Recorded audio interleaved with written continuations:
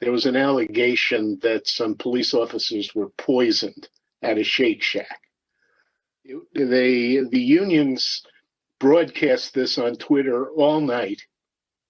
Turned out to be untrue and false. So they basically defamed this restaurant chain and acted irresponsibly. And I'm just wondering whether there are consequences for that. What does that say about the responsibility of union leadership to be doing this? On top of that, today, the SBA is retweeting a John Sessions remark in favor of Confederate, preserving Confederate monuments. At what point do you feel that there's a real conflict between your values, your goals, and the union that's representing the rank and file? Look, the SBA leadership has engaged in racist activities so many times I can't even count it. And anyone who is tweeting in favor of Confederate monuments is supporting the structural racist history of this country.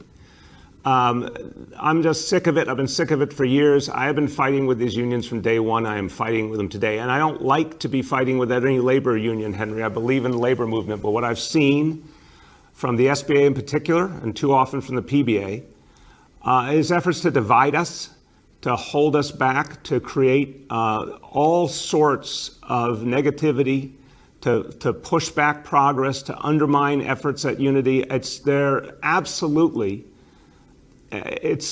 literally antisocial what these union leaders do. They try to undermine efforts to bond police and community. They try to undermine progress.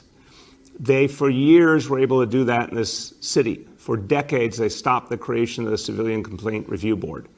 I'm very proud to say I was in this building in 1992 when Mayor Dinkins and the City Council overcame that opposition and created the Civilian Complaint Review Board. The reality in Albany, for decades, they stopped change to any of the laws that would give us transparency, like the changes we just received finally from the legislature on 50A. These police union leaders, not all of them, but too many of them, stand in the way of progress. So to your question, Henry, I think it's time for a full review of when their actions reach beyond freedom of speech or the right to represent one's members, which are absolutely appropriate activities, and do things that are counterproductive to the safety of New Yorkers. And in the end, this example last night is a good one. I would think the unions would trust the NYPD to find the truth. And I thank Chief Harrison for so rapidly getting the truth out.